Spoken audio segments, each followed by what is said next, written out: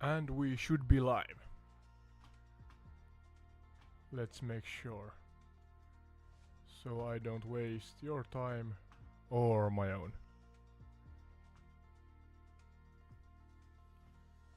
Just a moment.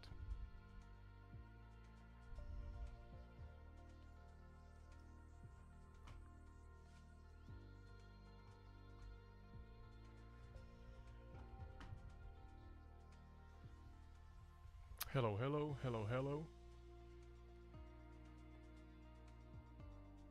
Let's see.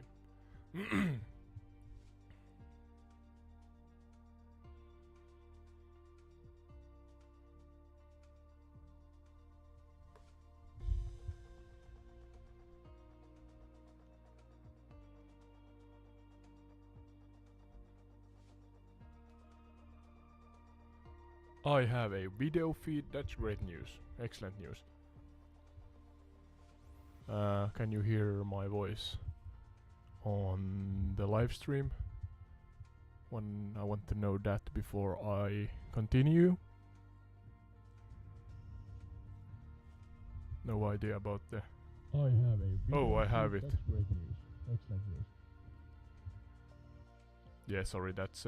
my phone is connected to the Bluetooth microphone, so...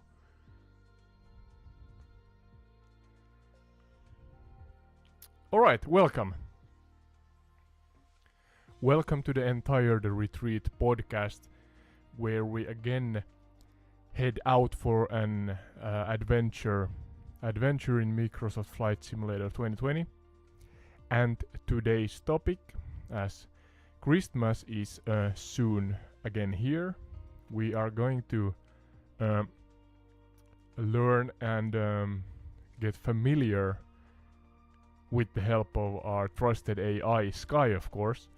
We are going to get familiar with who and where, or who Santa Claus is and where are he from.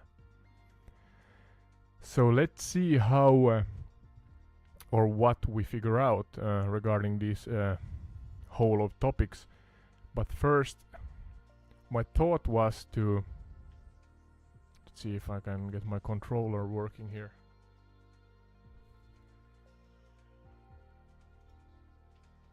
Oh, now it's working. Great. Yeah, my thought was to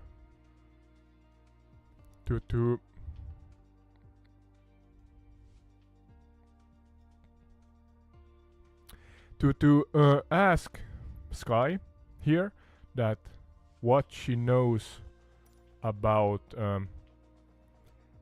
non-pagan and pagan myths or cultures that has something to do with Christmas times or winter time in general.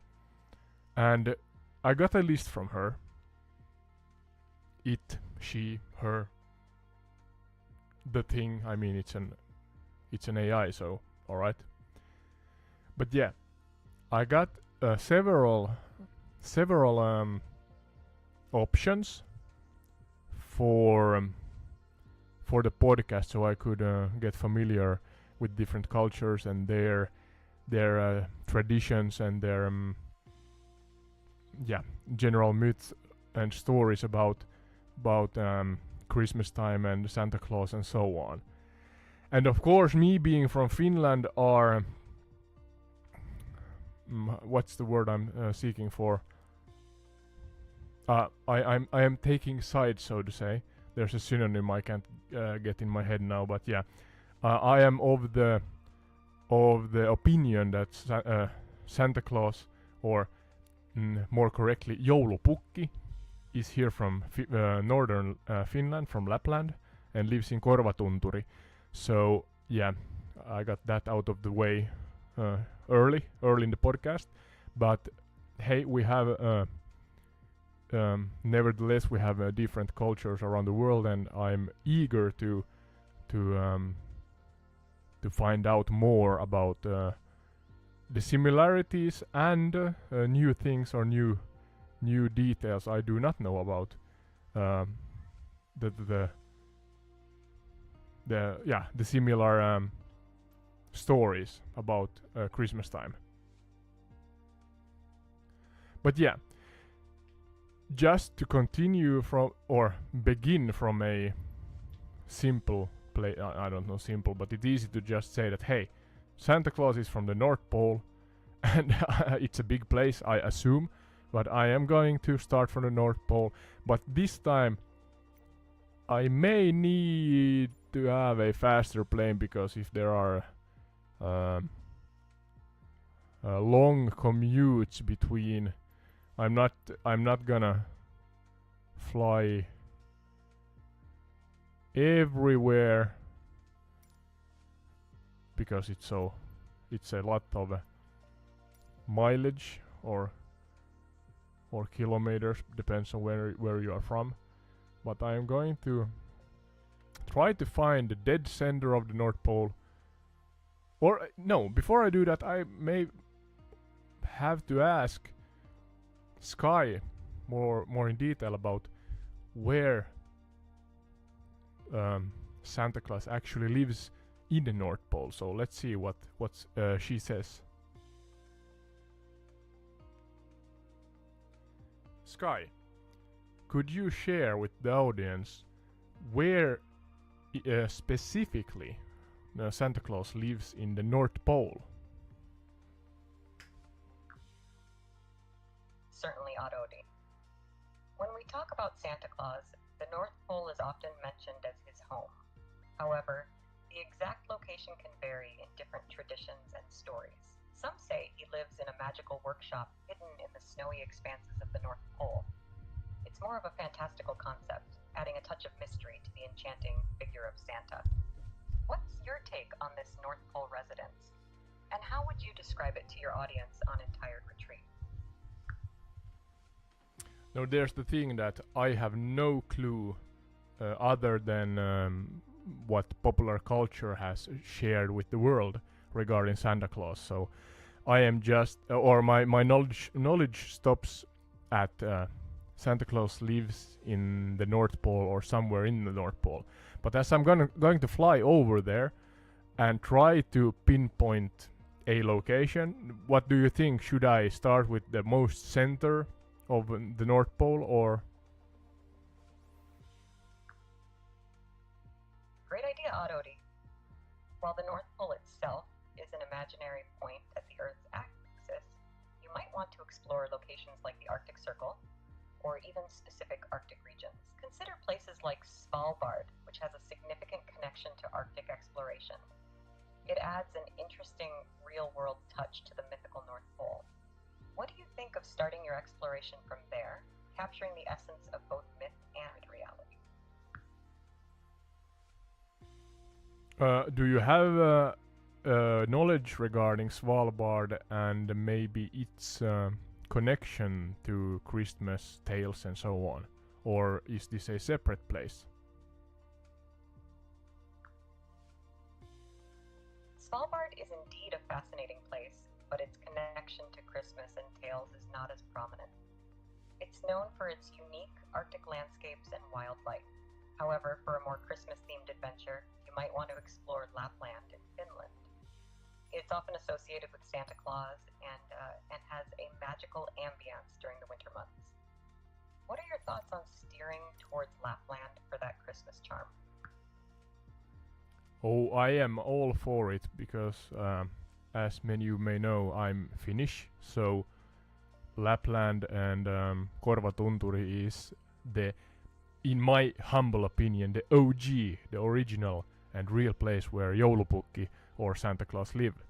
So yeah, maybe in the end we could fly over the North Pole, but if we do not have any specific location in the flight simulator, maybe it's more visually appealing that I start actually in Finnish Lapland near Korvatunturi.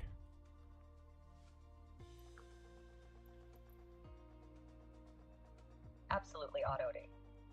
Starting your journey in Finnish Lapland near Korvatunturi adds that authentic touch, especially given its association with the origins of Joulupukki, or Santa Claus. It not only aligns with your Finnish roots, but also creates a visually captivating narrative for your audience. Feel free to blend the myth and than reality as you embark on this unique exploration. Any specific aspects or stories from Lapland that you're excited to share on Entire Retreat? I have to say that even though I am a Finn, I do not know exactly where Korvatunturi is, and I have not visited the place in real life. So if you may, Sky, could you give me and the audience a more detailed explanation of where in Lapland Korvatunturi is? Certainly, Autode. Korvatunturi is a fictional place often associated with the home of Joulupukki or Santa Claus in Finnish folklore. While it's not a physical location on the map, it's believed to be situated deep within the wilderness of Finnish Lapland. Picture it as a mystical and remote area, adding to the magical aura of Santa's residence. It's a concept deeply ingrained in Finnish Christmas traditions, making it an enchanting focal point for your podcast journey. What do you think about weaving this mythical location into your virtual flight over Finnish Lapland? Yes, I am actually going to start there, but I need a location. Do you have any information about the most, I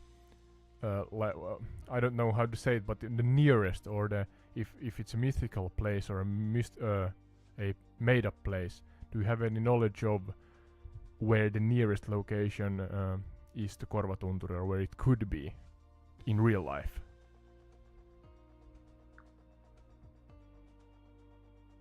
While Korvatunturi itself is mythical, you might want to consider Rovaniemi as a starting point for your virtual flight. Rovaniemi is the capital of Lapland and is often considered the official hometown of Santa Claus. It's a real city known for its Christmas spirit and the Santa Claus village. Starting there can provide a tangible beginning to your journey, blending the mythical with the real-world charm of Finnish Lapland. How does Rovaniemi sound as the starting location for your exploration?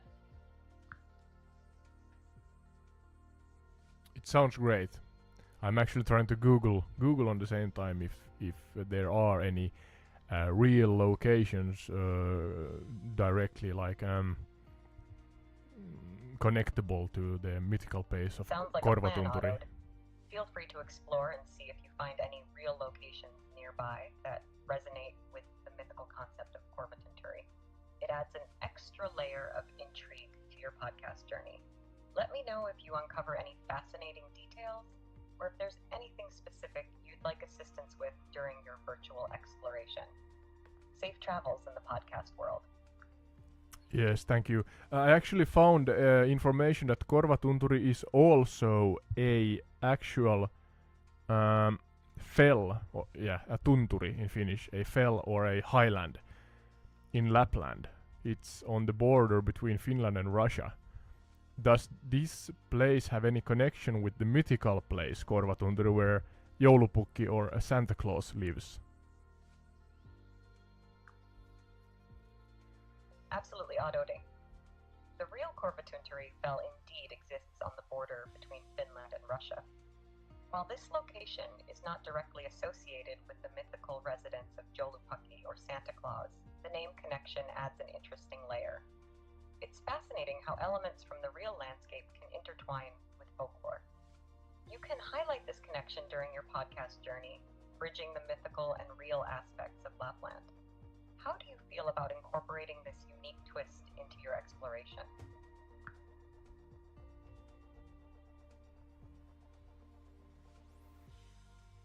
Alright, so I put Sky on pause for a moment, and I'm gonna share what I found on my own. I mean, we are going to fly over I'm gonna spell it like Sky here, but Rovaniemi, yeah. I was about to say Rovaniemi and mean nothing by it, but I mean I hear Sky's way of speaking English and it clings on. But yeah, Rovaniemi is quite far from the fell or highland of Korvatunturi. Korvatunturi is at the most eastern border of Finland, really near to Russia, and actually quite difficult to find. Let's see if you can type it into the game's search bar.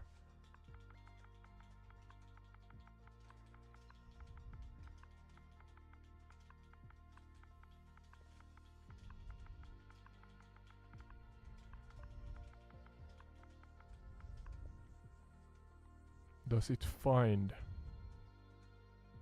No, it seems like the game does not recognize. I'm actually going to ask our trusty assistant here, Sky, what city or village is nearest to Korvatunturi, the fell?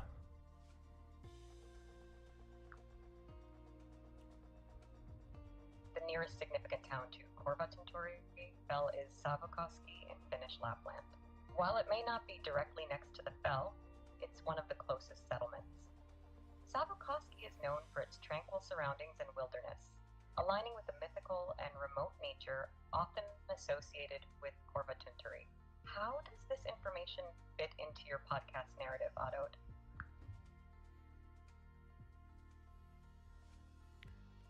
Give me the nearest location to Korvatunturi that is not a big city. Apologies for the confusion, Otto. The nearest village to Korvatunturi fell is a small community called Salla, located in Finnish Lapland. It's close to the I see Russian Salla border on and the adds map. to the sense of wilderness in the region. Planning to incorporate Salla into your virtual flight and podcast journey? Yes, I found Salla on the Microsoft Flight Simulator map or Earth map. So Salla is also a tunturi, if not, I'm not misinformed or think of it wrong. So it's a fell near to Korvatunturi.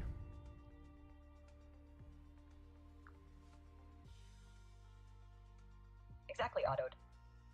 Salla is indeed a municipality in Finnish Lapland, and it's close to the mythical Korvatunturi fell.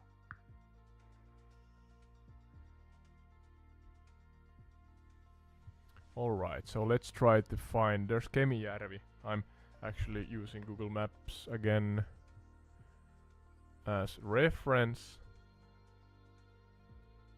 Where's Salla on Google Earth?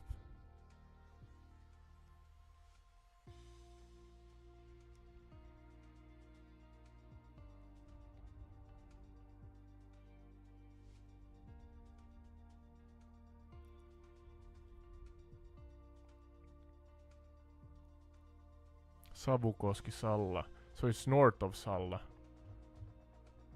It's not close. It's the closest, but it's not close, I think. Korvatunturi there.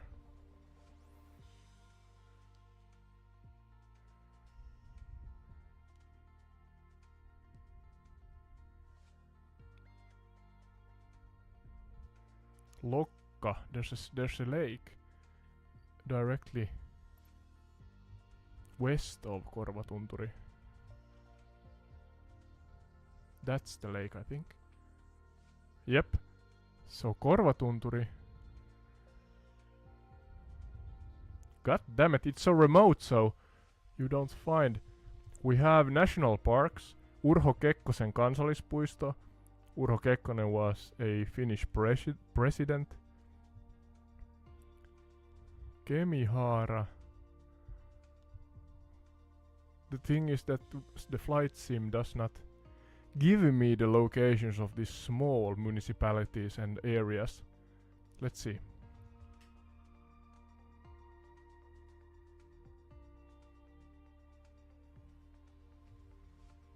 And I do not have the border, the Finnish border on the in the game. So,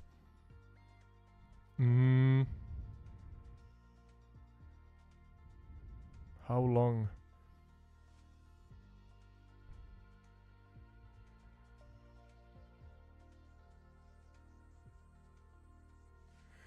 There's the mountain range. That's visible on the map.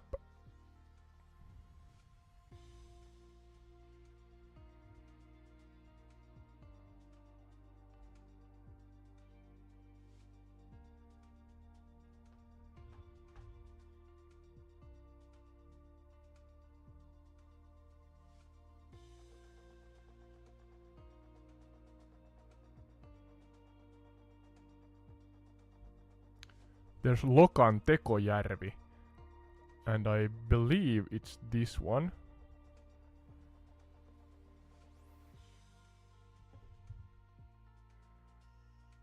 Yeah, that's Lokan Tekojärvi. And directly east from that, south to southeast of those mountains, so somewhere here. Oh, I'm sorry for this, I'm trying my best here. We are on an adventure and sometimes you have to take it as it comes. So I see that mountain on the map, and southeast of that mountain there's some mountains on the east side. I would claim that according to my cross-reference to Google Earth and with sky here, Korvatunturi is a peak or a end of a fell or a hill or highland or mountain range that reaches to the Finnish side, and it looks like, yep, I see, you see on the right side of the screen where there's again some mountains on the east here. Then there's the mountain ranges.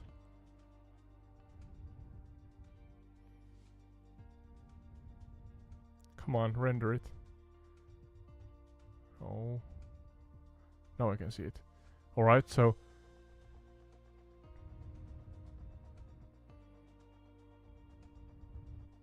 we are really close. Just a moment. I think that is Korvatunturi.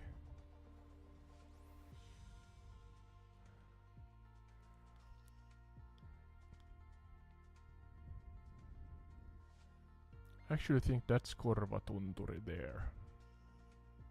And we're like almost directly on the Finnish-Russian border.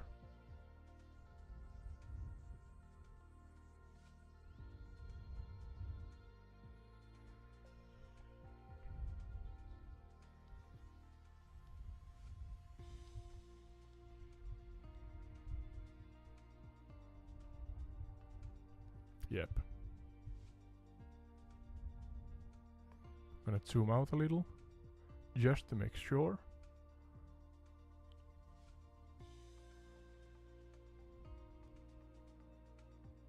Yep, that's the one. I would claim or state, yeah, that's the closest I can find that resembles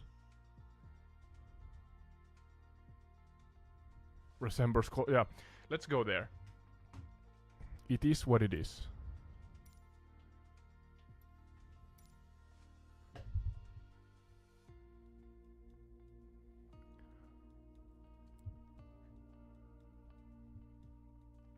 As you see, if you look or follow the stream on YouTube, and those for listening for the to the audio, it's not that easy to find the places as you go. Yes, I could do my research beforehand a little better, but hey, it's a concept, it's a form factor, and I like the way I have to figure out stuff and learn about it in the now. So Then I'm gonna try to. I'm not sure if I can, but we have Kaamos in Finland, and it essentially means that the sun is not high in the sky, and on top of that, it's visible for a really short time, so it's quite dark. Let's see if we can do something to it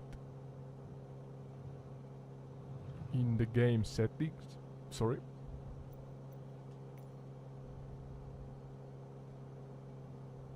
Yeah, we can actually change. We can change to summertime. Yeah. July. I'm doing this because we are not seeing anything.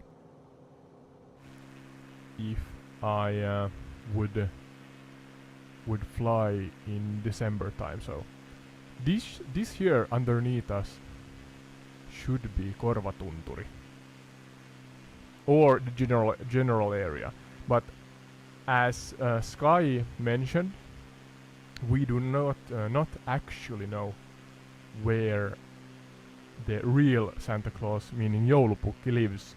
So kind of the similar or a similar situation than with the myths of Santa Claus in North Pole.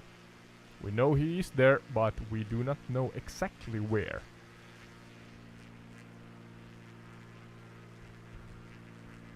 Now I am going to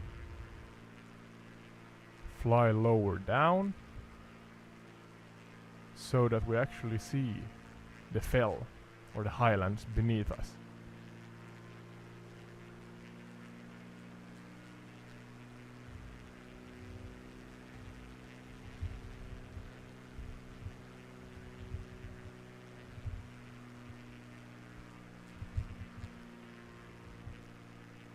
And we have a lot of forest. Now, let's see if Sky is still awake. Hello, Sky. I mean me and our audience looking at the entire retreat, are now flying where I believe, or what I believe to be the closest location to the Korvatunturi on the eastern border of Finland. That sounds like an exciting start, Auto Day, as you embark on this virtual journey from Sala towards the mythical Korvatunturi on the eastern border of Finland. Consider sharing the captivating landscapes and the blend of myth and reality with your audience on Entire Retreat. Feel free to describe the scenic surroundings, the sense of mystery, and the connection between the real and mythical elements. How's the flight going so far, and anything you'd like to highlight for your listeners? Well, as of right now, it's misty and dark-ish. I had to change the settings to July because in December, this far north in Finland, it's Kaamos, so it's dark almost the whole day around.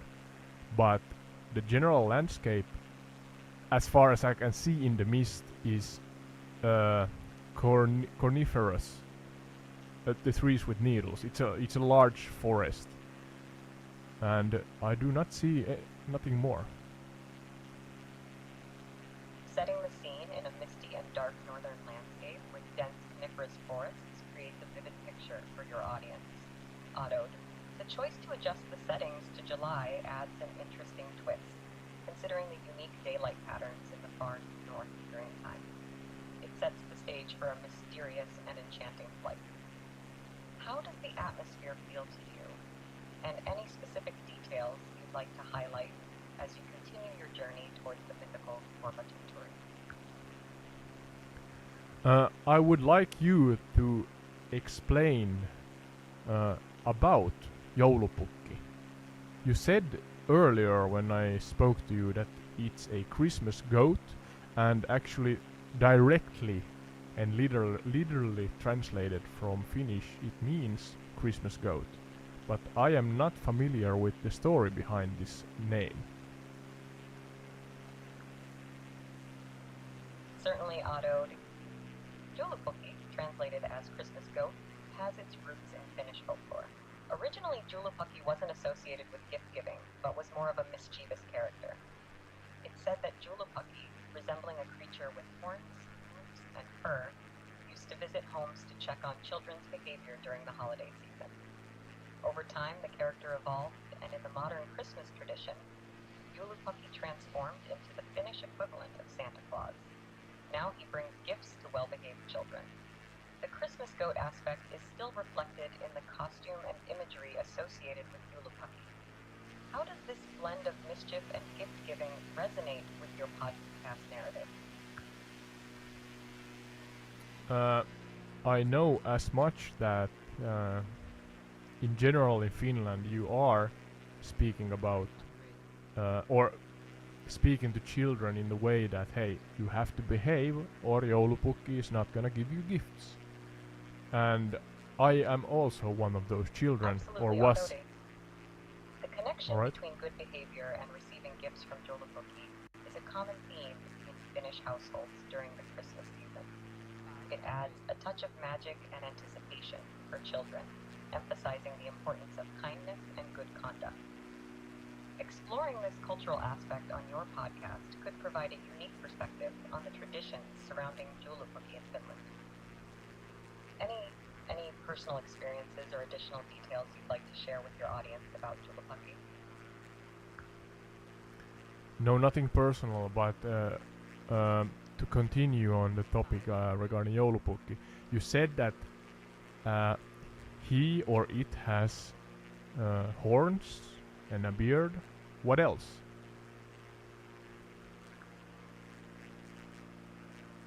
In the imagery of Joulupukki, you can often find him wearing a red costume, similar to the modern Santa Claus. He might carry a walking stick or a wand, and the outfit includes a hat adorned with fur.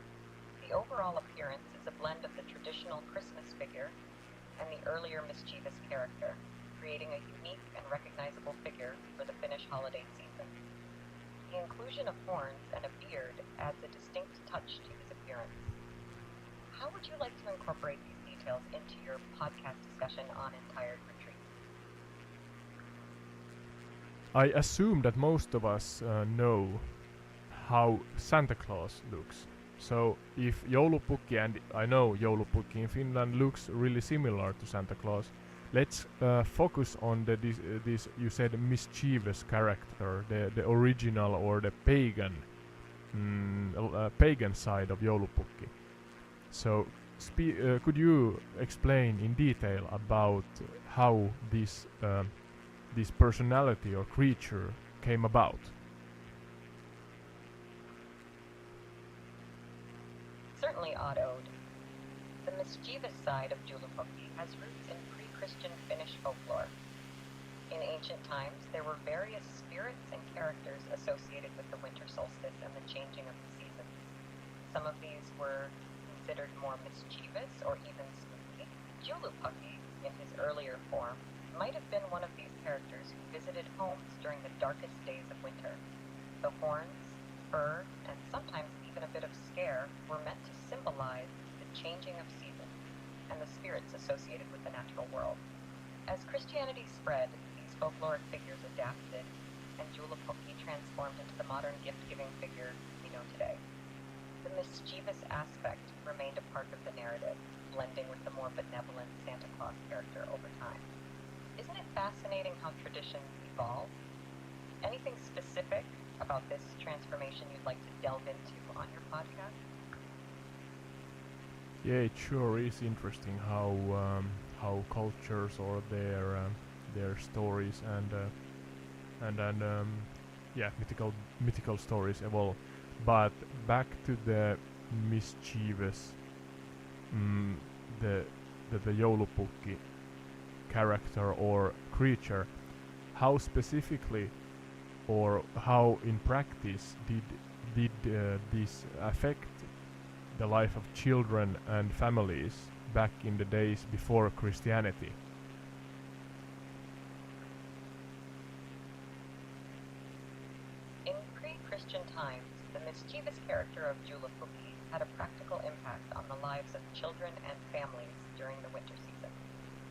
The idea was that Joulupukki would visit homes to check on the behavior of children.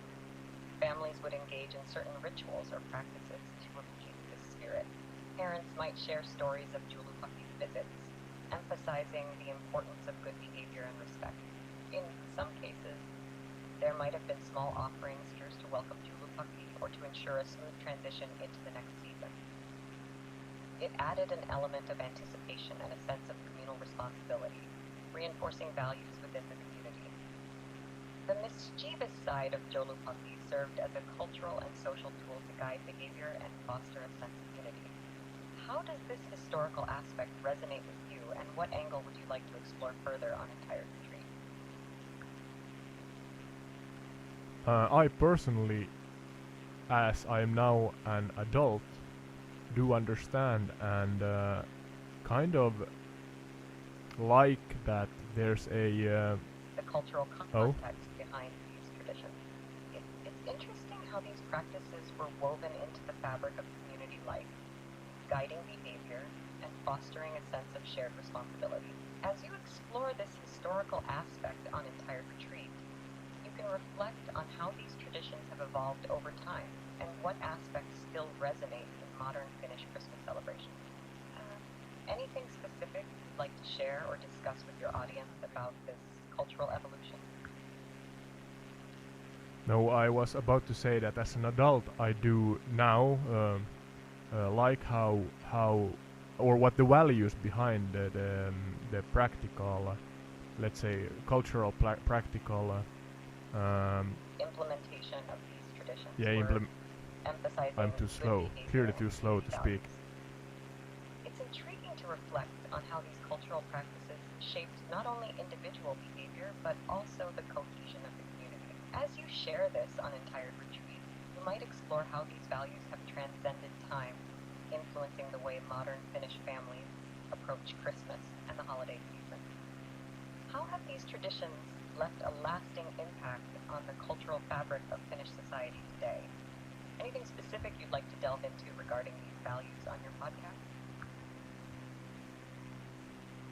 Yeah, I have to pause Sky right now, but yeah, I was about to say what Sky actually said here in general. So I like how the values, even though there's maybe nowadays lesser nowadays, but also there has been more of these a small part of the tradition in Finland is to scare it's not the first thing you do, but it's a small part of it, that you scare the children into believing that, hey, if you behave, you get gifts.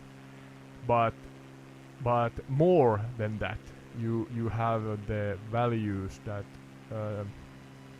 oh, we are crashing. Typical for entire retreat that I'm crashing. Let's see if we can stay up. Whoa! Why are we stalling? Come on! We crashed. Alright. Yeah, I was about to say that more than than scaring, it's about honoring and being, as Sky said, communal and respecting each other. Being a good person, a good human being in general. And I like that part of the tradition. Other than that, I was about to ask more about Joulupukki in pagan times, but let's see. Oh, it's completely dark now. Now I see the border in the VFR map. That's helpful. Real weather, real time, yeah. As you see, it's got dark here in Finland. Let's try that again, so we see something. Yeah, I wanna know slightly more about Joulupukki, and especially the pagan. I mean, Santa Claus and Joulupukki look really similar. If you go into, let's say, a Finnish shopping mall, and you see, of course, wink wink, the real Santa Claus in the shopping center or shopping centers in the around Finland at the same time. It's absolutely not an imposter or a actor or anything of the kind. It's the real one, of course. A wink wink again. But yeah, you see a character that resembles almost to the point and exactly the Santa Claus character you have in, let's say, Northern America. So I'm gonna let that be, because most of us have gotten familiar with that character. Sky, more regarding the pagan side of Joulupukki. You said that back before Christianity you gave Joulupukki gifts. Why did you give Joulupukki gifts instead of the children?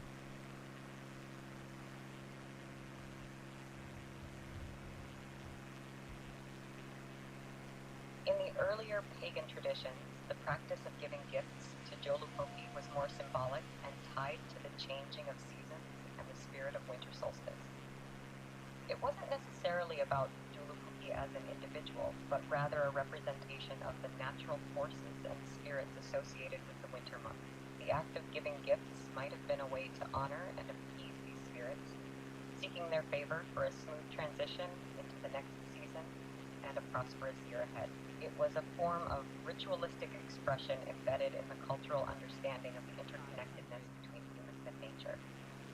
As Christianity became more prevalent, this practice evolved, and the focus shifted towards the joy of giving gifts to children and loved ones.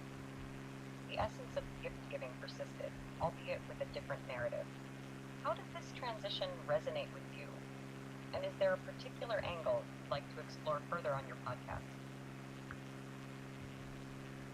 No, that much I know, that Finnish traditions before Christianity, most of them have nature as a central focal point, like maybe Same today. Absolutely, Autode. Finnish traditions, deeply rooted in nature, reflect the profound connection between the culture and the environment. The influence of nature in shaping these traditions is a fascinating aspect to explore on entire retreats.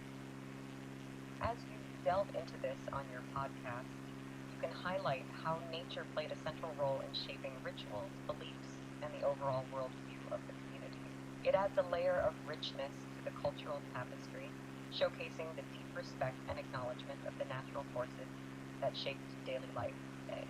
Anything specific within this context you'd like to share or emphasize for your audience? Yeah, I want to continue discussing about the forces of nature and what humans, or more specifically Finns of pre-Christian times, thought about that. Were there any other spirits with names or something like that that Joulupukki then controlled, or why exactly did we give Joulupukki gifts?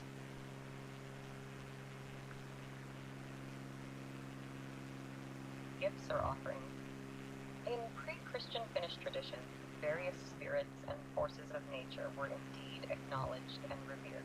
While there might not be specific named spirits directly controlled by Joulupukki, the idea was more about appeasing or respecting the broader spirits associated with the changing season.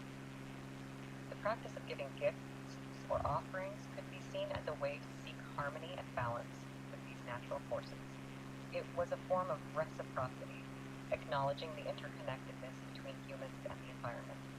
As you explore this on Entire Retreat, you can touch on the reverence for nature, the belief in unseen forces, and how these practices reflected a deep understanding of the cycles of life. Anything specific you'd like to delve into regarding the spiritual aspects of pre-Christian Finnish tradition? I don't know, you said it quite well, so there's no specific natural forces or spirits that the Finns, pre-Christian Finns, had names for.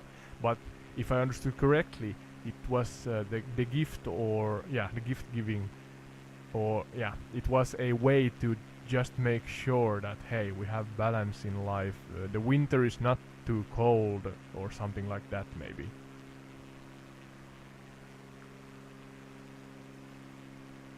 Exactly, Otto. There might not be specific names. We should be here. directly Even over giving Korvatunturi gifts now. or offerings in the was a way game. to establish balance and harmony with the natural forces. It was a form of ritualistic expression, seeking favor for a prosperous and balanced life. The reverence for nature played a central role in these practices, with an understanding that maintaining a harmonious relationship with the environment was essential for the well-being of the community. As you share this perspective on your podcast, you can explore how these ancient beliefs have shaped the cultural identity of Finland, and how elements of this connection to nature still persist in contemporary traditions. Anything else you'd like to add or explore further within this context?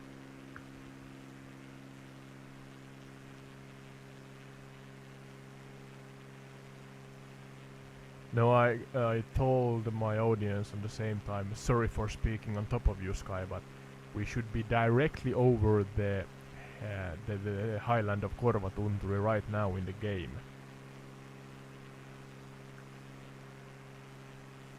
That's a magical moment, Otto. Flying directly over the highland of Korvatunturi in your virtual exploration adds a captivating visual element to your podcast journey. As you share this experience with your audience on Entire Retreat, feel free to describe the virtual landscape, the mythical aura, and the blend of nature and folklore in this mythical place. How does it feel to be over Korvatunturi, and anything specific you'd like to convey to your listeners at this point in your podcast? Yeah, a good point, Sky. Those who are listening and not watching Entire Retreats live streams on YouTube, we are flying over what is Korvatunturi, and it's a vast wilderness with coniferous forests. And I think the highland itself is so vast, so widespread that I'm not seeing any cliffs falling down or anything. I'm just flying at just shy of 2,000 feet, and I mean, somewhere here Joulupukki lives, allegedly. No, not allegedly, of course it's true, but yeah, not much more to add. My next stop would be in Rovaniemi or somewhere where there are built a village for Joulupukki, or in honor of him, so let's head there next after I have maybe found the entrance to the real place of Joulupukki here in Korvatunturi Fell or Highland.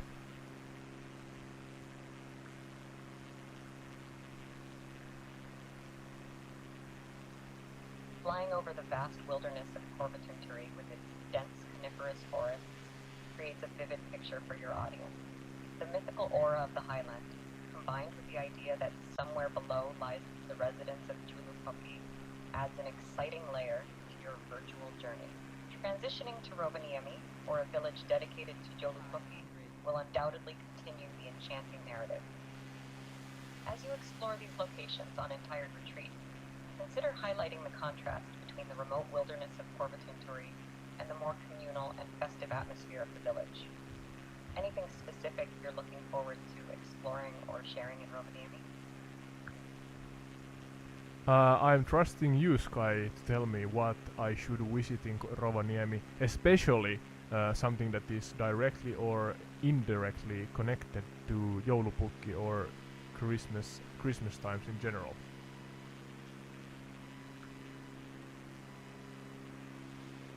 In Rovaniemi or Dode, you might want And to I wish crashed. something along the lines of Hyvää joulua ja onnellista uutta vuotta. Oh, Translates thank to you. Merry Christmas and Happy New Year. It's a warm and traditional greeting that perfectly aligns with the festive spirit of Joulupukki and Christmas time. How does that sound for your visit to Rovaniemi?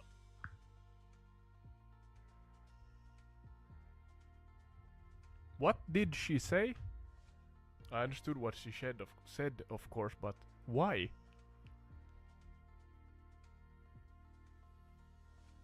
Oh, in Rovaniemi, you might want to wish something along the lines of Hyvää joulua ja onnellista uutta vuotta.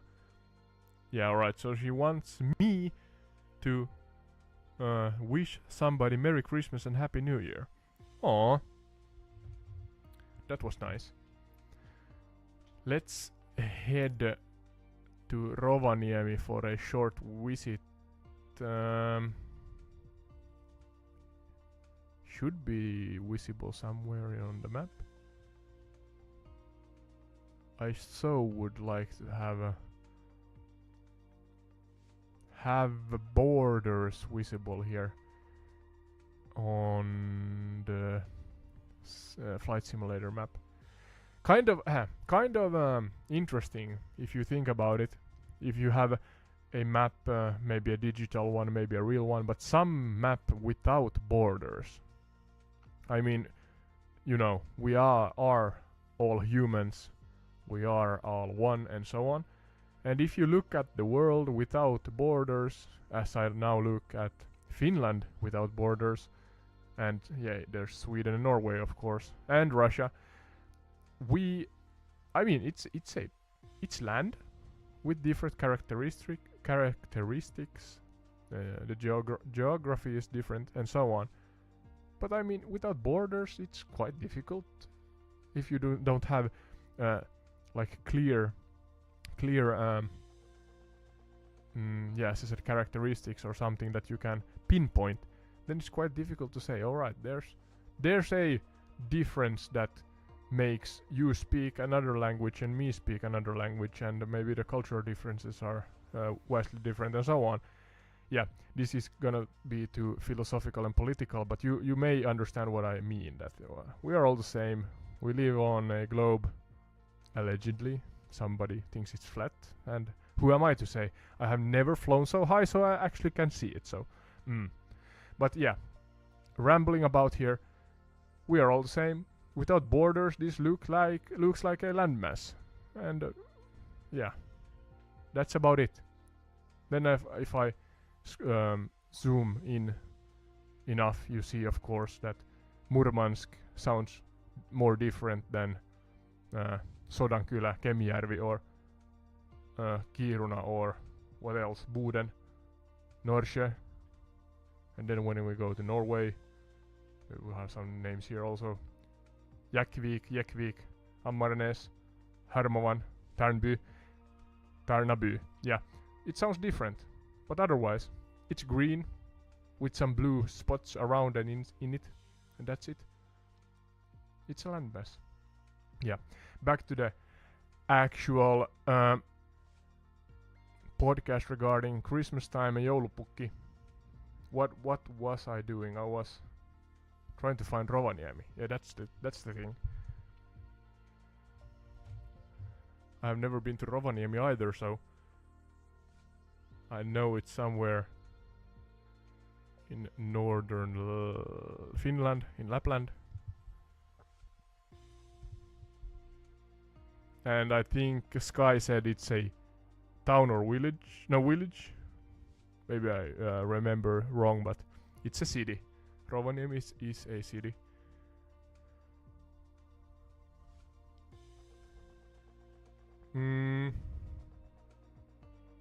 It's actually directly on the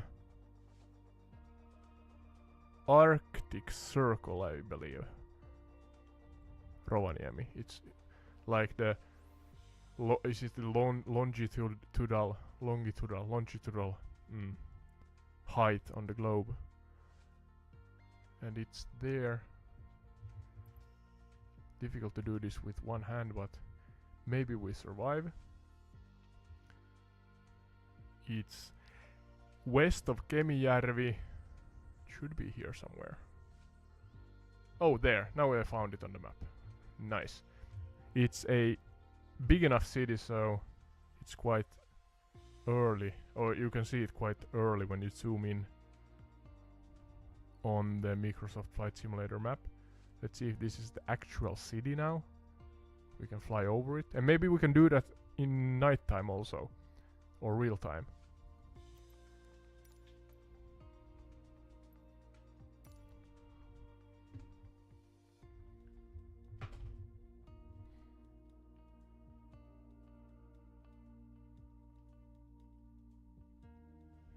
Sky, could you tell me about how Rovaniemi is connected to Joulupukki or Santa Claus?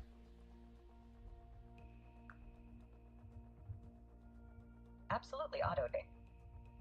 Rovaniemi holds a special connection to Joulupukki, or Santa Claus. It is widely known as the official hometown of Santa Claus. The Santa Claus village in Rovaniemi is a magical place where visitors can experience the enchantment of Christmas year-round. The village features Santa's office, where you can meet Office. the man himself, and the Arctic Circle line, where you can cross into the Arctic Circle. It's a festive destination with Christmas-themed attractions, shops, and the opportunity to send letters from the Santa Claus post office. Rovaniemi's association with Santa Claus has made it a popular destination, especially during the holiday season, attracting visitors from around the world. It's a place where the magic of Christmas comes to life. Anything specific you'd like to explore or highlight during your virtual visit to Rovaniemi on Entire Retreat? You said that Santa Claus has his office there, but he won't tell us where his real place is. Indeed, Otto. In Rovaniemi's Santa Claus village, you'll find Santa's official office. Visitors have the unique opportunity to meet Santa Claus, share their Christmas wishes, and even receive a special Arctic Circle certificate as a memento of the visit. It's a delightful experience that adds to the festive charm of Rovaniemi. Anything specific you'd like to imagine or discuss about Santa's office during your podcast exploration? Yes, please, tell me more about the office.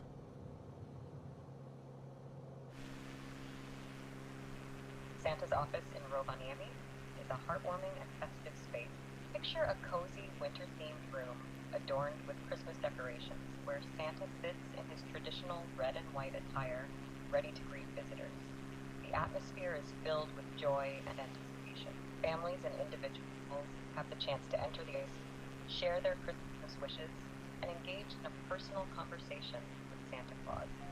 The visit often includes the opportunity to take photographs, creating lasting memories of the encounter. It's a place where the magic of Christmas comes alive, offering a genuine and enchanting experience for visitors of all ages. As you virtually explore Santa's office on Entire Retreat, you can share the warmth and joy that permeates this special space in Rovaniemi. Anything specific you'd like to emphasize or envision during your podcast visit to Santa's office? Do you know or can you guide us to where Santa's office in Rovaniemi are? Certainly, Otto. You can guide your virtual exploration to the central area of the village, where Santa's office is typically situated. Imagine navigating through the festive surroundings, perhaps exploring the Arctic Circle line, and then making your way to Santa's office. The village is designed to create a magical atmosphere, and finding Santa's office is often a highlight for visitors. Feel free to describe the surroundings, the whimsical decorations, and the joyous atmosphere as you guide your audience through this enchanting journey on Entire Retreat. Ready to embark on this festive adventure in Rovaniemi? And we crashed. Big surprise there. Yeah, I'm trying to find the lights of Rovaniemi, but I am failing badly here. Let's see again. Ready to fly, and I would like to. Yeah, the real weather in Finland now is hazy at best. So let's take away live weather, and then let's see if we can put it on. No, I mean it's so dark here. I'm gonna try to find Rovaniemi first in summertime. Let's see. This is cheating, I know. Sorry for that, but I can't find the goddamn city.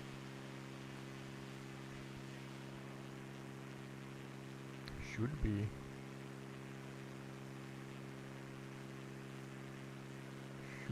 close to us.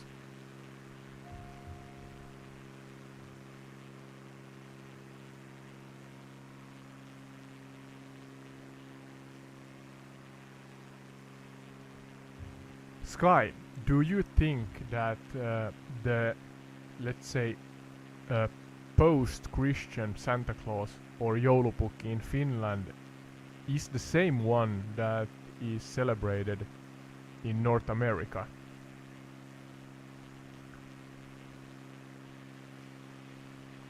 While there are similarities between the post-Christian Santa Claus or Joulupukki in Finland and the one celebrated in North America, there are also distinct cultural variations. Alright. Both figures share the essence of gift-giving during the Christmas season, wearing red and white attire and having a jolly demeanor. However, the Finnish Joulupukki has retained some characteristics from its earlier, more mischievous form, and the cultural context surrounding Christmas traditions in Finland is unique. In North America, Santa Claus has evolved with its own set of cultural influences and interpretations. Exploring these differences on Entired Retreat could provide an interesting perspective on how cultural nuances shape the portrayal and celebration of these beloved Christmas figures. Anything specific you'd like to compare or discuss about the Finnish Joulupukki and the North American Santa Claus? Yes, please continue explaining about the differences further. Certainly Ode. One notable difference lies in the mythology and folklore associated with Joulupukki in Finland. As mentioned earlier, Joulupukki had a more mischievous character in pre-Christian times, visiting homes to check on children's behavior. In North America, Santa Claus is often portrayed as a benevolent figure with a focus on rewarding good behavior. The narrative is deeply influenced by the 1823 poem, A Visit from St. Nicholas, commonly known as The Night Before Christmas, which solidified the image of Santa Claus as a joyful, plump, and kind-hearted gift giver. While both bring joy and gifts during the holiday season, the specific details and the cultural nuances surrounding their stories differ. Discussing these differences on your podcast could provide a fascinating exploration of how Christmas figures evolve within distinct cultural contexts. Anything else you're curious about or would like to delve into regarding these variations? Yes, tell me more. I mean, you said that there's a poem in North America, did forget the name, and then there's the pagan background in Finland. But as a mundane person see it, they both have red and white decorations on their suits, and they have long white beard and usually glasses and a red long elongated hat, and they give gifts because if you have behaved well, you get more gifts and so on.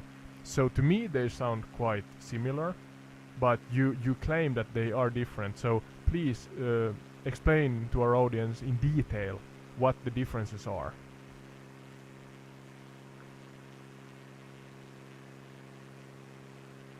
You're correct in noticing the visual similarities, Ode, as both figures share common elements like the red and white attire, long white beard, and gift-giving tradition. The differences lie more in the cultural roots and specific characteristics associated with each figure. In Finland, the pagan background of Joulupukki brings a historical context where the figure was more mischievous, associated with spirits and the changing seasons. Even today, we spoke about that Joulupukki's already. might carry a touch of the earlier mischievous character in some cultural representations. On the other hand, in North America, the modern portrayal of Santa Claus is heavily influenced by the poem A Visit from St. Nicholas, which introduced the iconic elements like the sleigh, reindeer, and the image of a jolly, benevolent gift giver. While the core of gift-giving and rewarding good behavior is similar, the evolution of these figures within their respective cultural narratives has led to nuanced differences. It's the historical context and the specific cultural interpretations that shape the essence of Joulupukki in Finland and Santa Claus in North America. Exploring these subtle distinctions on Entired Retreat can provide your audience with a deeper understanding of how cultural elements contribute to the rich tapestry of Christmas traditions around the world. Anything else you'd like to delve into within this context? So am I right in assuming that you meant that the bigger differences are in their past, in the history, how they became the characters they are today? Exactly, Otto. The significant differences lie in the historical context and the evolution of these characters over time. Joulupukki in Finland has roots in pre-Christian folklore with a more mischievous character, and the pagan background adds a unique layer to its narrative. The historical journey shapes the cultural perception of Joulupukki in Finland. In North America, Santa Claus evolved from cultural influences like the poem A Visit from St. Nicholas and has become synonymous with the modern Christmas celebration. The cultural roots and historical influences contribute to the distinctive characteristics of Santa Claus. While the visual similarities are striking, it's the historical paths and cultural narratives that make Joulupukki in Finland and Santa Claus in North America distinct. Your audience on Entire Retreat might find it intriguing to explore these historical threads and how they have woven the rich tapestry of Christmas tradition. Anything else you'd like to discuss or emphasize within this historical context? Yes, so you said Saint Nicholas, a poem regarding him, and then the mischievous character we earlier spoke about regarding Joulupukki's history and how he became. Could you put these two against each other like a versus series and explain the differences in this? Because if I understood correctly, the North American one is the Christian character, and then of course, as we spoke earlier, Joulupukki is a more pagan-like character. So yeah, explain in as much detail and with fun facts if you can of the two and how they differ from each other.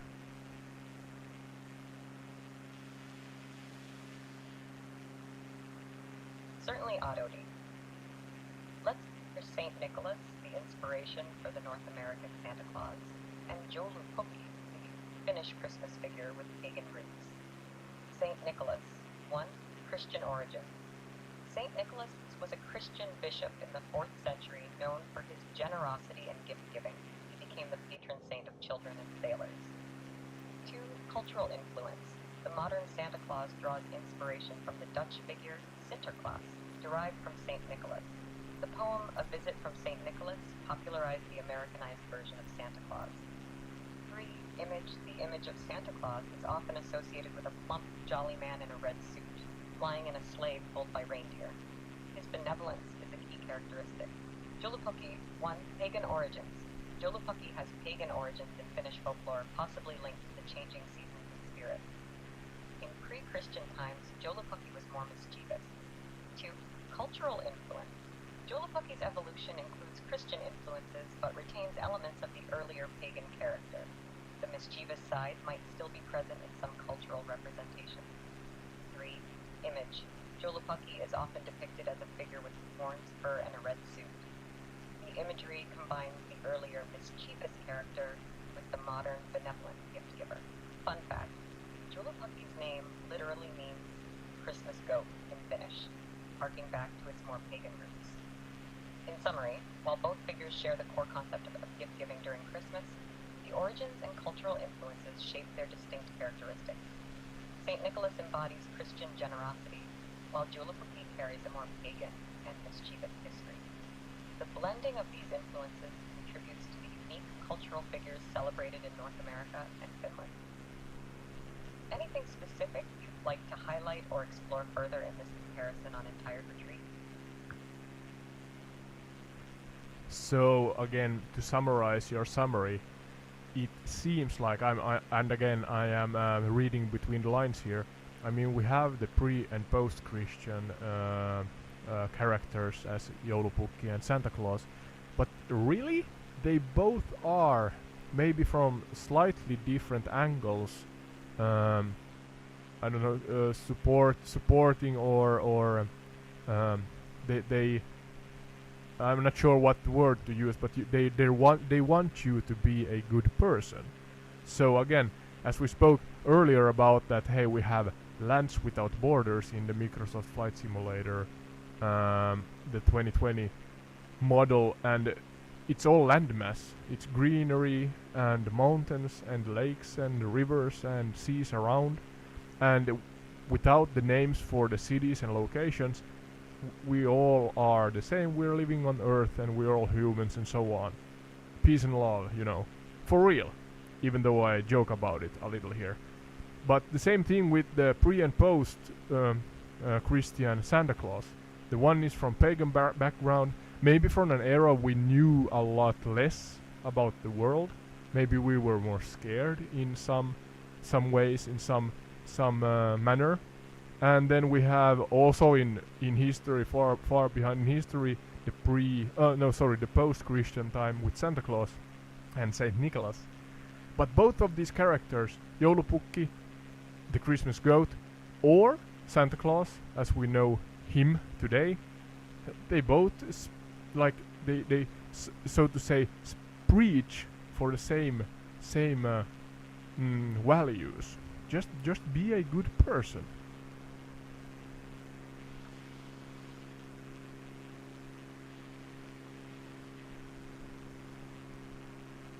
Absolutely, Adode. Despite the differences in their historical backgrounds and cultural origins, both Joulupukki and Santa Claus, as we know them today, share a common message: the importance of goodness, generosity, and spreading joy. They embody the spirit of giving and encourage positive behavior during the Christmas season. In essence, these characters serve as messengers of goodwill, transcending cultural and historical boundaries. The underlying message is universal: a call to be kind, considerate, and caring towards one another. Your analogy with Lands Without Borders beautifully captures the idea that beyond the differences, we're all connected by shared values and the human experience. Whether pre-Christian or post-Christian, these festive figures ultimately promote the universal principles of peace, love, and goodwill. As you explore these shared values on Entire Retreat, you can invite your audience to reflect on the common thread that unites us all during the holiday season. Anything specific you'd like to delve into or emphasize within this theme?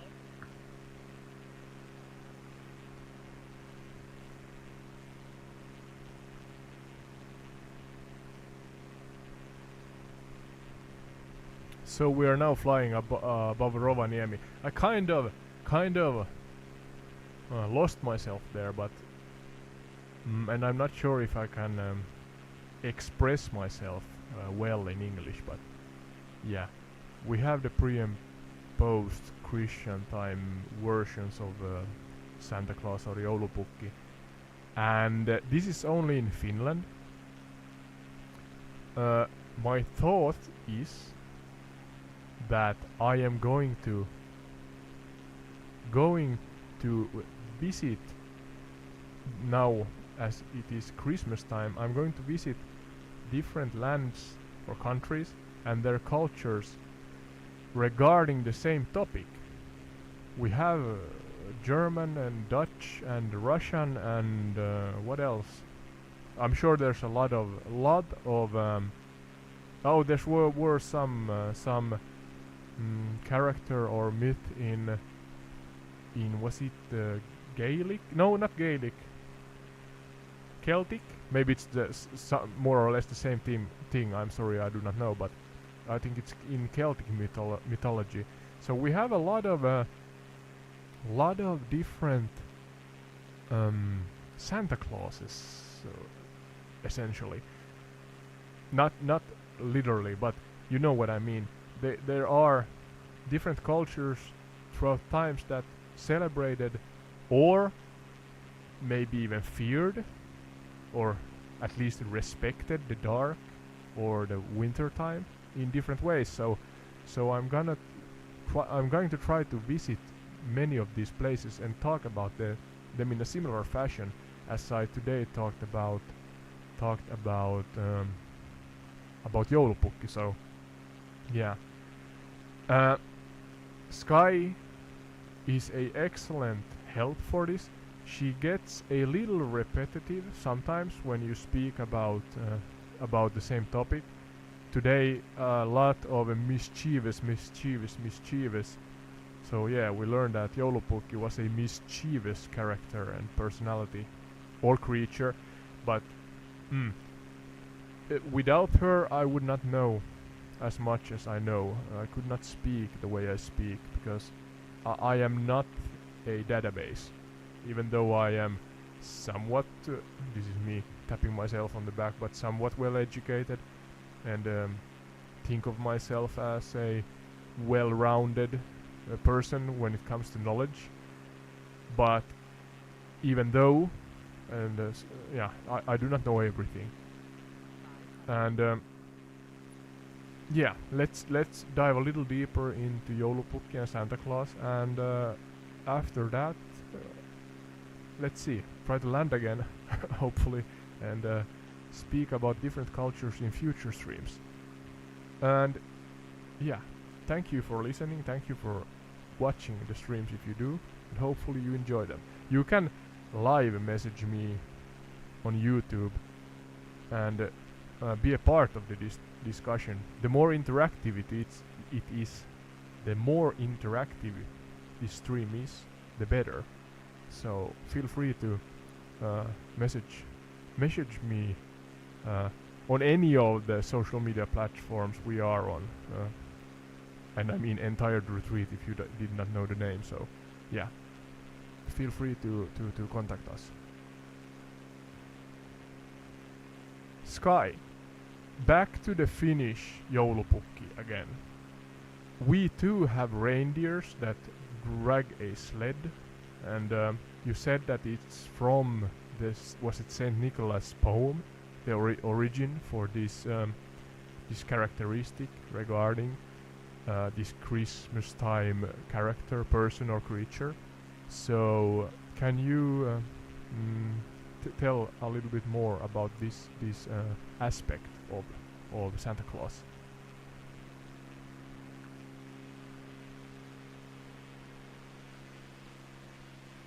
Certainly, Otto. The association of reindeer with Santa Claus can be traced back to the famous poem A Visit from St. Nicholas, also known as The Night Before Christmas.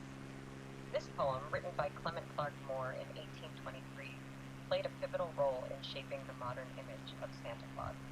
In the poem, Santa is described as arriving in a sleigh pulled by 8 reindeer. The names of the reindeer, Dasher, Dancer, Prancer, Vixen, Comet, Cupid, Donner, and Blitzen, have become iconic. Later, the most famous addition, Rudolph the Red-Nosed Reindeer, joined the group. The imagery of Santa Claus flying through the night sky in a sleigh, led by reindeer, has since become a central element of the Christmas tradition. This whimsical and magical depiction of Santa's transportation adds to the enchantment of the holiday season. As you explore this aspect on Entire Retreat, you can highlight the historical roots of this imagery, how it became a staple in the cultural representation of Santa Claus, and its enduring charm in Christmas celebrations. Anything specific you'd like to focus on or share with your audience regarding Santa's reindeer and sleigh? No, I chuckled for myself here. I mean, you said it. Yeah, it's Rudolph the Red-Nosed Reindeer. In Finnish, we call him Petteri Punakuono. But am I wrong in assuming that these reindeer? The charming Petteri Punakuono. It's delightful how different cultures have their unique names for Rudolph the Red-Nosed Reindeer. The Finnish translation adds a touch of warmth and familiarity to this iconic Christmas character. Feel free to share these cultural nuances on Entire Retreat, celebrating the diversity of names and traditions associated with Santa's trusted reindeer. Anything else you'd like to explore or add to the festive discussion? Yeah, I was about to say that Petteri Punakuono and Rudolph the Reindeer, and I am assuming here, are male reindeers, but there was a social media thread or some video where I saw that reindeers during the time, I mean Christmas time, and are it was discussed there that female I'm too reindeers slow actually again. have antlers during winter. Is this true, and does Rudolph or Petteri Punakuono have antlers? Yeah, that's my point. You again are faster than me, and that's alright. But yeah, assuming that we are biologically correct, then doesn't the reindeers dragging Santa Claus sled, they are does or female? Is that correct?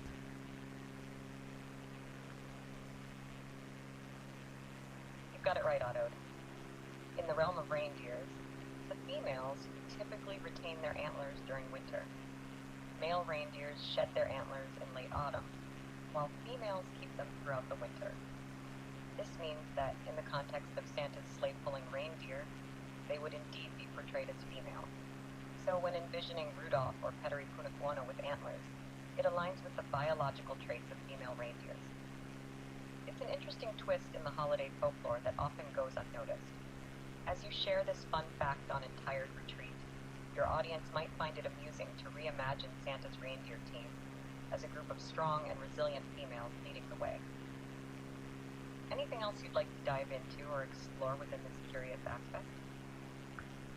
Yeah, I would like to give you a task here, and let's take it the fun way. I mean, Petteri is a male name in Finland, as I assume Rudolph is a male name in the States or in the North America. So, Sky, could you give all the English reindeer names female names?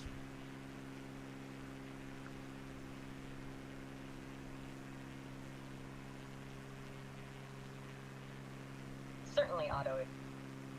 Let's add a touch of femininity to Santa's reindeer team. 1. Dasher becomes Delilah. 2. Dancer transforms into Daisy. 3. Prancer takes on the name Penelope. 4. Vixen becomes Victoria. Comet changes to Chloe. 6. Cupid turns into Clara. 7. Donner becomes Donna. 8. Blitzen is now Bianca. And of course, Rudolph becomes Ruby or Rachel. Feel free to share this playful twist on Entire Retreat, imagining Santa's sleigh being guided by a team of strong and festive female reindeer. Anything else you'd like to add or explore in this lighthearted Christmas spirit? No, you did absolutely well, Sky. Thank you for that. I'm gonna put her on pause now. So, yeah, that's actually something, you know, TikToks and YouTubes and Reels here and there, and I mean the world revolves around them, and the social media revolves around the world, and yeah, it's everywhere. And I actually had to ask it because I did not know this fun fact. And now we have actually new names for, or optional names for the reindeer that drags Santa's sled. And here we have, yeah, Dasher became Delilah. You can comment if you approve of this name. It's a beautiful name. All of these are. Dancer transformed into Daisy. Actually, I think both Dasher and Dancer could be female or male names, so they're kind of unisex. Prancer also, but we have an option of Penelope. Vixen, don't know what Vixen means.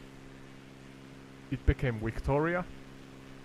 Comet, again a celestial name. It sounds to me kind of masculine, but it could be a female name. Cupid, again, isn't Cupid the angel or god of love or something? The one with the bow and arrow that shoots hearts? Isn't that Cupid? Donner becomes Donna. A slight difference, but yeah, an option again. And Blitzen, now Bianca. Actually, I have to ask, because now when I think about it, the English names are not that masculine. They are kind of universal. But what about the Finnish names? I do not remember them. Only Petteri, or Rudolph, in other words. Yeah. Oh, we had Rudolph became Ruby. Rudolph is kind of a masculine name, right? But otherwise it's kind of universal. So yeah. Sky, could you tell our audience what the names of all the reindeer are in Finnish? I personally do not remember any other than Petteri. Certainly, Otto.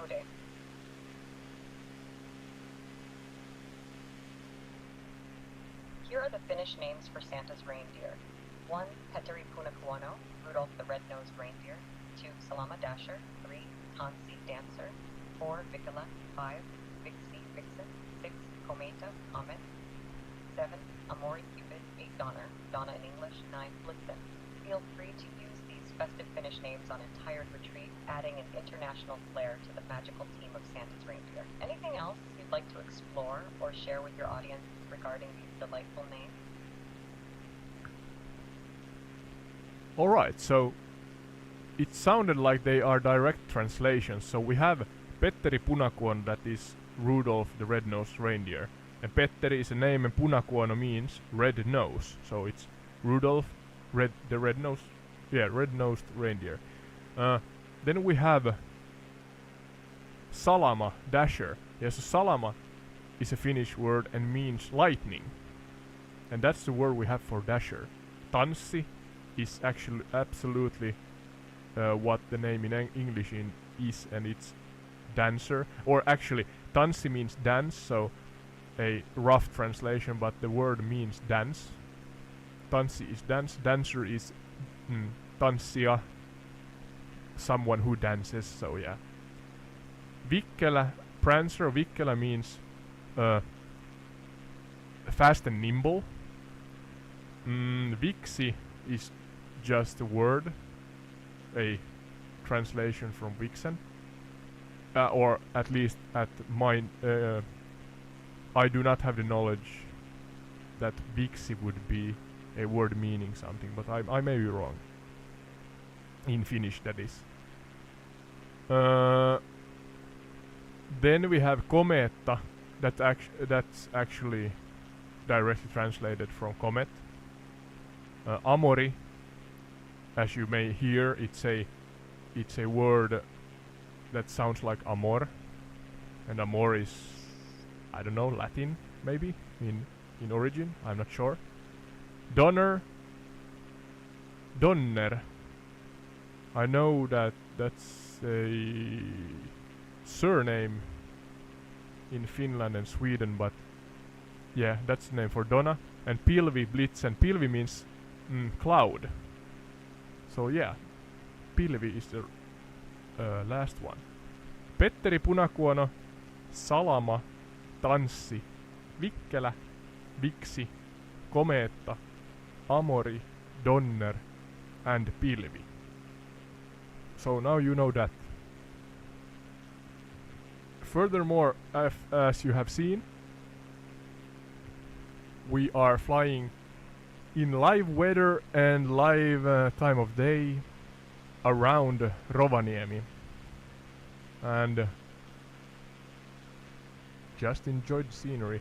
I have no idea where exactly Santa Claus's office is here, and earlier we were flying over Korvatunturi, and it's a vast landscape, vast wilderness, a highland of sorts. So again, I have failed in that manner. Did not find any signs or cave entrances or any buildings in Korvatunturi where I would have found Joulupukki. But yeah. What else? What else?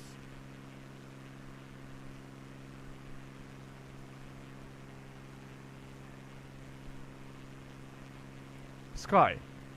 Earlier I asked you about the different cultures and their own, let's say, not renditions, but their own Santa Claus or Joulupukki-ish people or creatures. I remember you asking about the various cultural versions of Santa Claus or similar figures.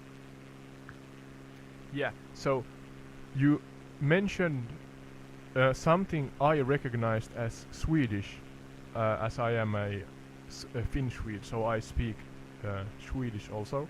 And you mentioned tomtenissar. Could you explain again, while comparing to Joulupukki and Santa Claus, what tomtenissar are?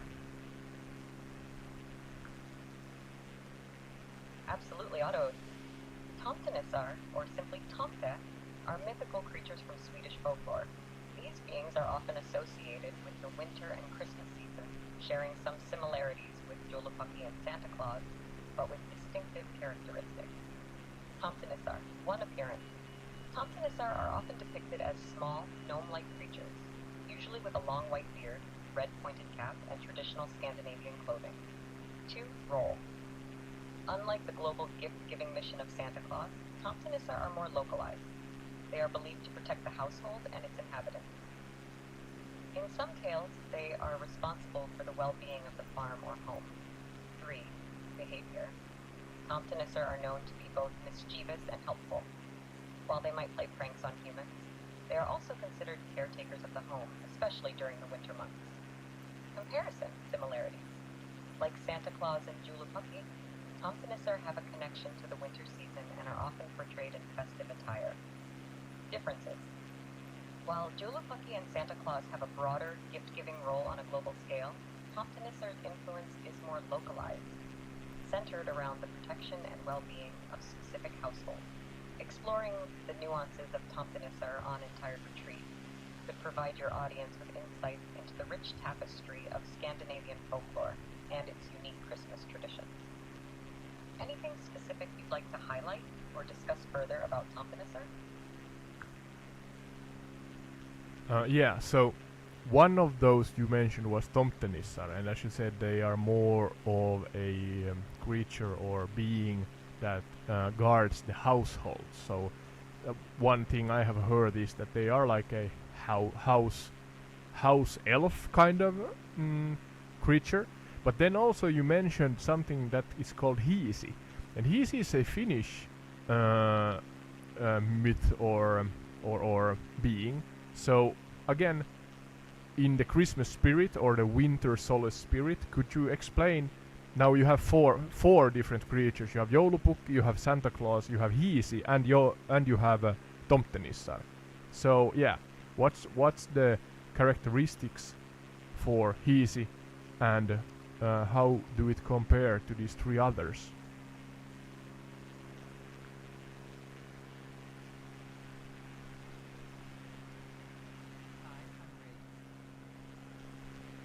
It doesn't have a specific holiday or winter season association, but is part of broader folklore.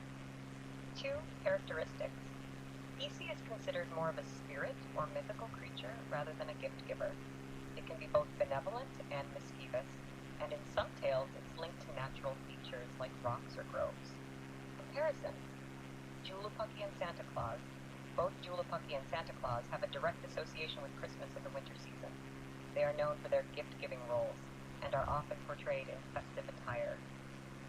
Tomtenissar or Tomte are Scandinavian creatures associated with the winter season. They have a more localized role in protecting households and can be both mischievous and helpful. Unlike the others, Hiisi is more broadly connected to Finnish mythology and nature. It lacks the specific holiday or winter season focus and has a varied character that can be benevolent or mischievous. Highlighting these distinctions on Entire Retreat could provide your audience with a diverse perspective on mythical beings from different cultures. Anything specific you'd like to explore further or emphasize within this magical comparison? Yeah, so I know that Finland has history with Sweden and Russia, and as you said, Hiisi is not maybe directly comparable with winter times or something like that. But could you give me further examples of beings or myths or stories and whatever sagas about creatures in Russian, Finnish, or Scandinavian/Swedish mythology that are directly or indirectly connectable to wintertime especially?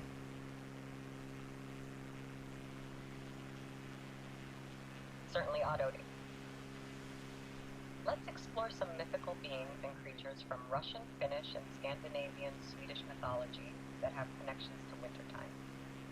Russian mythology. 1. Dead Moroz. In Russian folklore, Dead Moroz, Grandfather Frost, is a winter deity who brings gifts to well-behaved children. I've Finnish heard of him, yeah. mythology. 1. Tonttu. In addition to Tomtenissar in Swedish folklore, Finland has Tonttu, small household spirits often associated with Christmas. They are known to help with chores and protect the home. 2. Msfs, translating to forest folk. Msfs are spirits in Finnish mythology connected to nature and forests. While not directly tied to winter, their presence is felt in the natural world. Scandinavian Swedish mythology. 1. Skadi. In Norse mythology, Skadi is a winter goddess associated with skiing, hunting, and mountains. She brings the colder season and represents the beauty and challenges of winter. 2. Yule lads. In Icelandic folklore, the Yule lads are mischievous figures who visit children in the 13 days leading up to Christmas. Each has its own distinct personality and antics. Exploring these mythical beings on Entired Retreat could offer your audience a captivating journey into the winter traditions and folklore of these regions. Anything specific you'd like to highlight or discuss further within this enchanting exploration? So wait a little, I have to actually read this as I speak about it, because Dead Moros, Morots, Grandfather Frost, that's something I have heard about myself. Do not know about it a lot, so let's ask Sky soon. Tonttu, yeah, that's like Swedish tomtenissar. You hear that tonttu and tomte sound similar, and that's an elf or something alike, a small household spirit. What I know myself, it's usually something you cannot see. It's really difficult to catch a glimpse of a tonttu or tomtenisse. So they are fast, they are not visible, and to them also you give offerings. I don't know if offerings is the right word, but something like food or drink, like milk or I don't know, whatever good you have in the household, and they keep your home spirit healthy. I may be wrong, but generally I think that's something they do. Then we have Metsänväki, as Sky said, translates to forest folk, and they were not directly connected to winter time, was it so? Not directly tied to winter, but their presence is felt in the natural world. Alright? In Scandinavian / Swedish mythology, we have Skadi.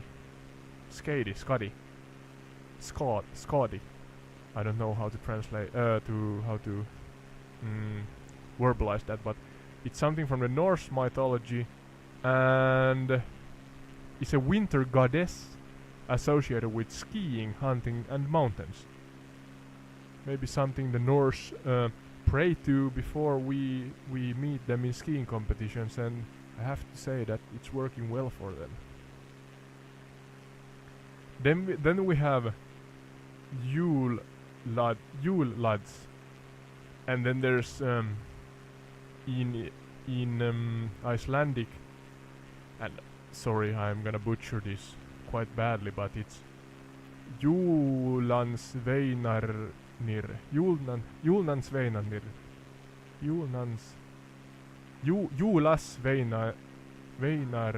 Yeah, alright, enough of that. Oh, we are crashing again. Dear audience listening to entire the retreat, do not text and fly. But yeah, Yule lads, mischievous figure in Icelandic folklore who visits children in the 13 days leading up to Christmas. Alright, so most of these are new to me, so let's ask Sky. Let's start with the Russian Dead Moros. Sky, could you tell me more about Dead Moros? I have heard some tales about, was it Father or Grandfather Frost? I'm not sure if this is the same character or being, but yeah, give us a detailed overview about this being. What's the story behind it?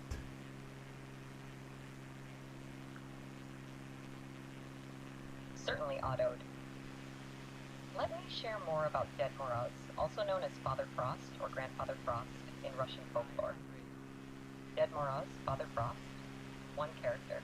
Dead Moroz is a winter deity and a symbol of winter and New Year's celebrations in Russian culture. Despite his wintry demeanor, he is not a figure associated with Christmas in the same way as Santa Claus. To appearance, Dead Moroz is often depicted as a tall, bearded figure dressed in a long blue or white coat, a fur hat, and boots. He carries a magical staff or a wand. 3. Role. Dead Moroz plays a role similar to that of Santa Claus, bringing gifts to children during the New Year's celebration, especially on New Year's Eve.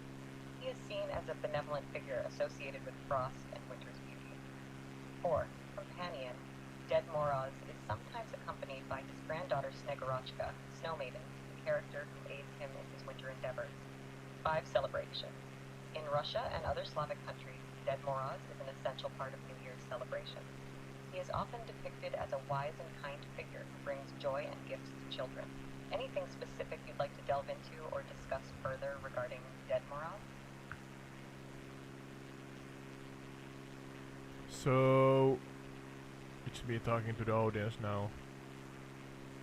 We got a nice overview about Dead Moroz. Sorry, bumping the microphone.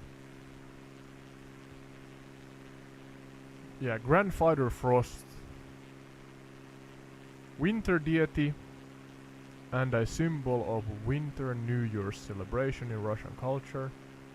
Not associated directly with Christmas in the same way as Santa Claus. A tall bearded figure dressed in a long blue and white coat and a fur hat and boots, and has a magical staff or wand, alright?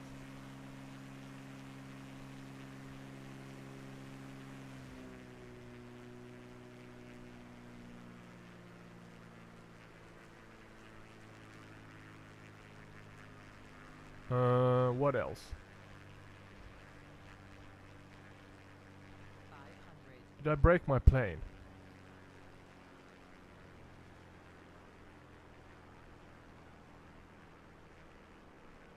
I have fuel. What's happening? Or did the game bug out? Sorry, I'm going to continue with Grandfather Frost in a short time, but we're crashing again. We have 29% fuel and we have throttle according to the UI, but we crashed. Not uncommon on this channel, but yeah, back to Grandfather Frost as I load back to the main menu.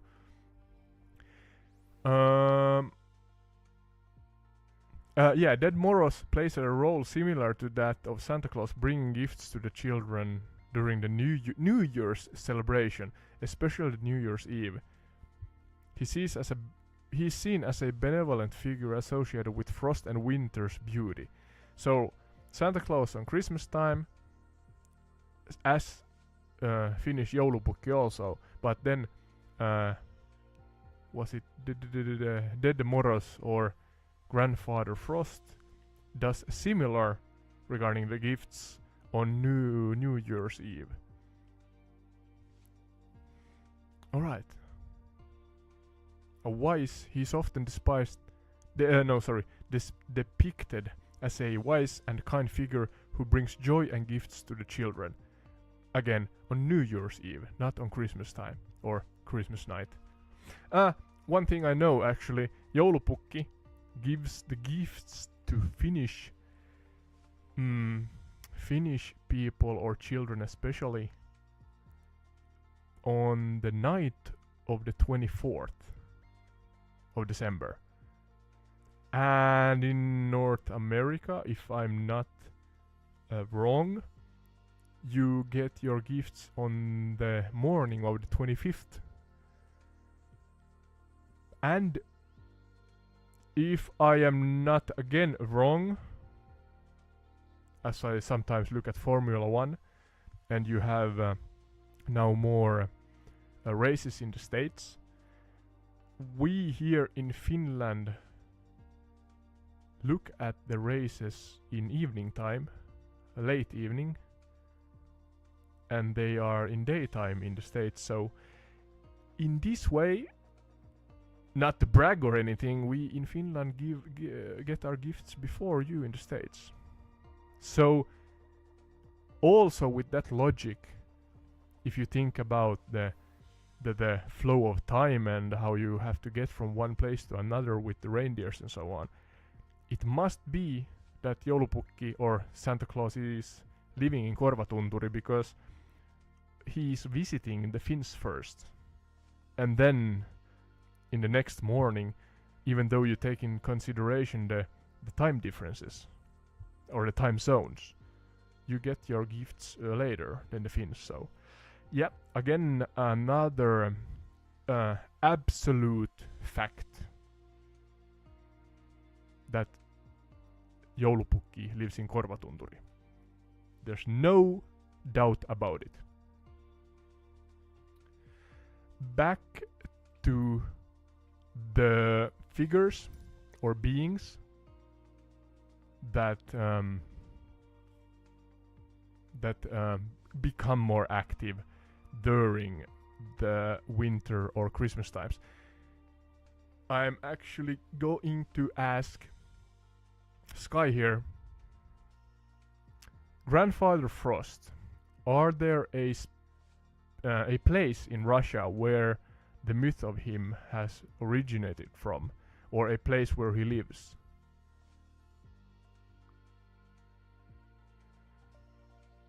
The myth of Dead Moroz, Father Frost, doesn't have a specific origin tied to a particular place in Russia. However, there are various folk tales and legends associated with winter deities and spirits in Slavic mythology, contributing to the cultural concept of Dead Moroz. In popular imagination, it's often said that Dead Moroz resides in a distant and magical land, sometimes associated with Siberia or the far north.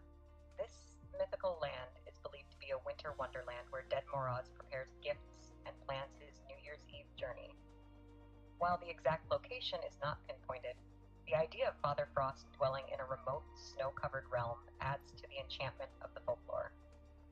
As you explore these aspects on Entired Retreat, you can emphasize the magical and mysterious nature of Dead Moroz's dwelling place. Anything else you'd like to delve into or discuss within this?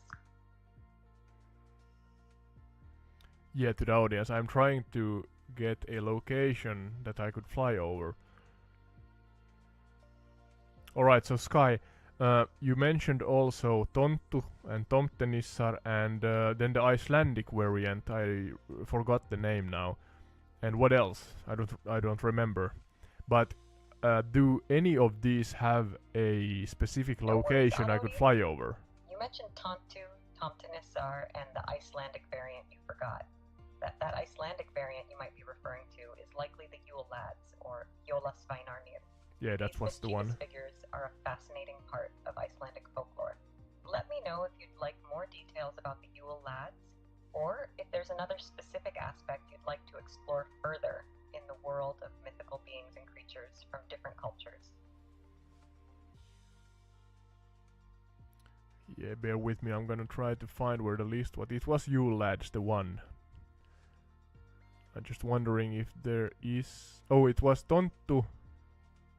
Russian was, yeah, the Grandfather Frost, then Tonttu, Metsänväki, Skadi, and Yule Lads. Yeah, so we had Grandfather Frost, Tonttu, and then Metsänväki, and then the Yule Lad one, and Skadi. Do any of these have a specific location that one could visit in the flight simulator?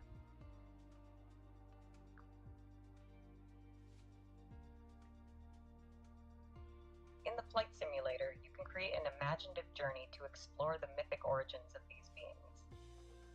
1. Father Frost, Dead Moroz. While the myth doesn't specify a concrete location, you might envision a magical, frost-covered realm in the northern regions of Russia. 2. Tonttu. Create a charming Finnish landscape with cozy homes and forests, imagining Tonttu spirits playfully wandering among the cottages. 3. Metsänväki. Design a serene and mystical forest in Finland, embodying the spirit of Metsänväki.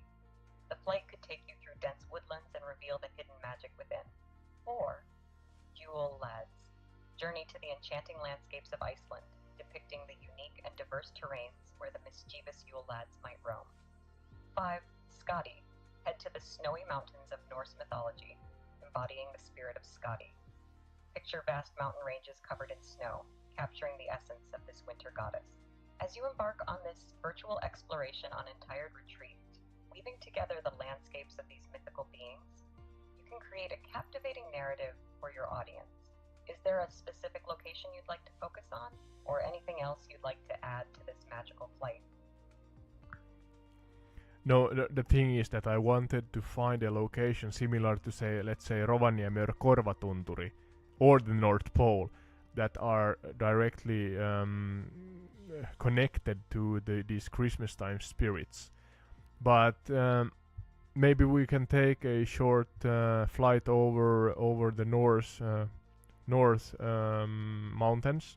Was it so that there this spirit or being called Skadi there? And could you give me a location where to fly over in Norway?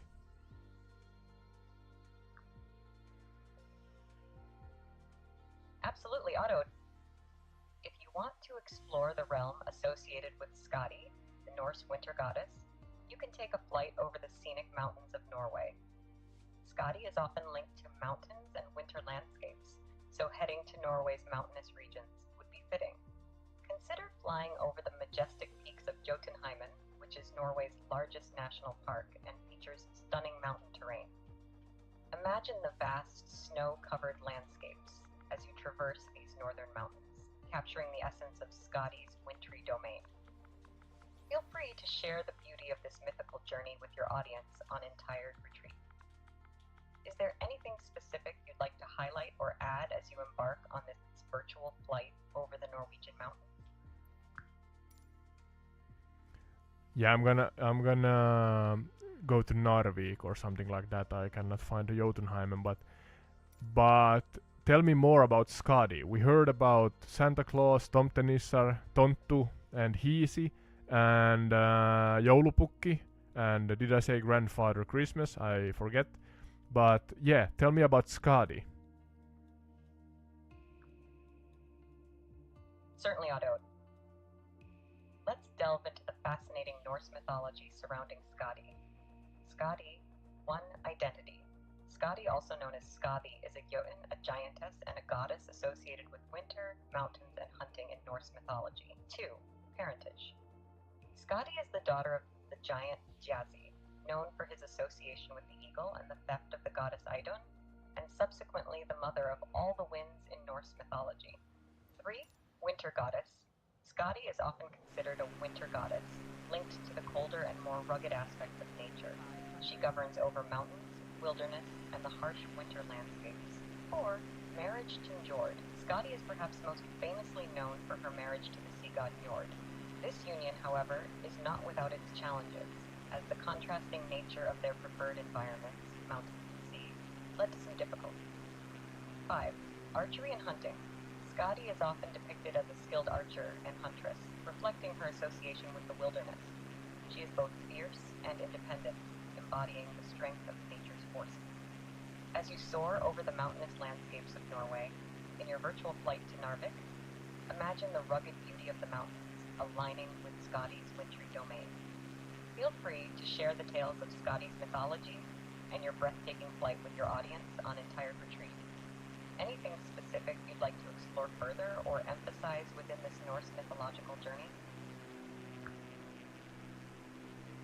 You said it quite well, I believe.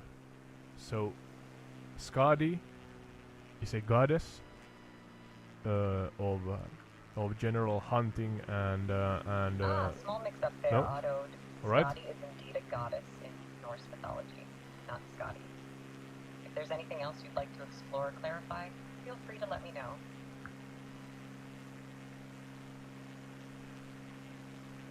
I do not know what I said wrong, but yeah, let's go with it. The game put a strange trim on the plane right now, as I'm flying up above waters of Narvik. Let's see. I have to land this plane. Yeah, I'm gonna do the landing now. and maybe I should do Skadi another time because of time restrictions. 2 hours is full soon, and on top of that, if I want to be, oh, that was not ice, it was water. Sorry. Yeah, if I want to be respectful for each culture's beings that are beings regarding Christmas and winter time, then maybe it's a good idea to do it another time. But yeah, we have heard about Joulupukki and the general origin of Joulupukki in Finnish mythology, and then slightly about Santa Claus and Tomtenissar or Tonttu, the sleds and reindeers, the poem of Saint Nicholas that is the origin, or as far as we know, the origin for Santa Claus. Then we have grandfather Frost from the Slavic mythology. Something I would like to dive into deeper, but yeah, what else? I know that there was something in Dutch culture, then there was the Icelandic one, then Skadi, this Norwegian one. And if you know of more, let me know. I think I'm gonna do more of these Christmas time streams when it's now, because it is Christmas. So yeah, comment down below about different beings regarding this time of the year, and I'm gonna try to do a stream about that with Sky, our trusted AI assistant. But yeah, to end this stream, do as we so often try to do, not always succeeding in it. We are trying to land the plane, but I thought that the water beneath us is land. Oh, we are crashing again. Yeah, alright. The Christmas spirits are telling me that, yeah, take a break. You're appalling. Yeah, is that a word? You're appalling. You're bad at flying. You're bad at landing, and so on. We have done it before. You can watch our shorts, and you see I have landed a couple of times, and I'm really proud of it. But yeah, hopefully you enjoyed this concept, this topic whole, and yeah, subscribe, like, and so on. You know the drill. You know how to use the social media platforms and so on. Share this to your friends, and yeah, please be interactive if you follow and watch the streams, and maybe we get a more, or a overall more fun experience about this or regarding this. So yeah, to be seen. Let's visit the Winter Wonderland in a future stream again. So nothing more to add, and genuinely thank you to everyone who are supporting us.